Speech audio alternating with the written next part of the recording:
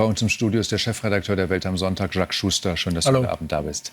Ja, fassen wir es noch mal zusammen. Der Kanzler und das SPD-Präsidium sind also für die Stationierung von weitreichenden US-Waffen. Die Partei Linke ist dagegen. Wie tief ist denn jetzt der Riss, der durch die SPD geht? Ich glaube, trotz des Präsidiumsbeschlusses ist dieser Riss vorhanden. Und ich nehme auch an, dass er tiefer wird, weil diejenigen, die angeführt werden von Rolf Mützenich, dem Fraktionsvorsitzenden, der ein sehr mächtiger Mann ist in der SPD, die werden nicht aufhören. Und sie sind und fühlen sich getrieben von unter anderem von Sarah Wagenknecht, die ja im Grunde die alte pazifistische Linie vertritt, die ihr Mann in der SPD, nämlich Oskar Lafontaine, in den 80er Jahren vertreten hat.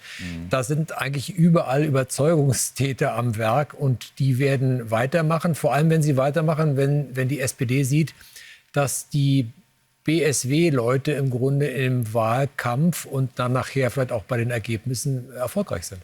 Nach der Sommerpause soll sich der Bundestag mit diesem brisanten Thema befassen. Muss die Kanzlerpartei da mit unangenehmen Folgen rechnen? Vor allem, wenn wir darauf blicken, dass er gewählt wird in den ostdeutschen Bundesländern. Und da ist die Haltung ja eher gegen Waffenstationierung. Na, ich glaube, die Kanzlerpartei muss vor allem die Partei fürchten, beziehungsweise der Kanzler muss die Partei fürchten. Ich glaube, dass eine Debatte im Bundestag eine richtige ist, weil wir müssen es in die Gesellschaft tragen und der Bundestag ist das richtige Gremium dafür.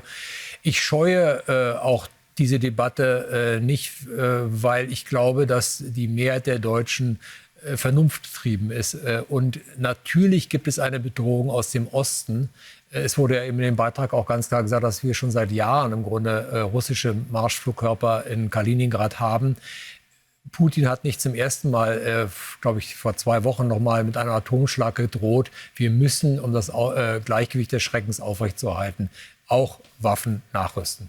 Warum hat die Union überhaupt eine Debatte im Deutschen Bundestag diesbezüglich verlangt? In einem ähnlich gelagerten Fall, das war damals der NATO-Doppelbeschluss, hatte das Bundesverfassungsgericht ja 1984 schon entschieden, dass in einem solchen Fall eine Regierungsentscheidung ausreicht.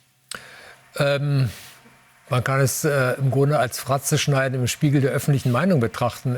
Die CDU oder die Union ist Opposition. Sie will im Grunde die SPD bloßstellen. Das wird ihr sicherlich partiell auch gelingen.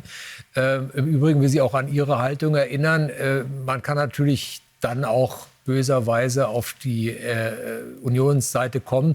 Denn Kretschmer, der ja in Sachsen gewählt wird, ist ja da auch nicht ganz so eindeutig, wie es vielleicht Friedrich Merz wohl wünscht. Jacques, vielen Dank für die Einordnung. Dankeschön.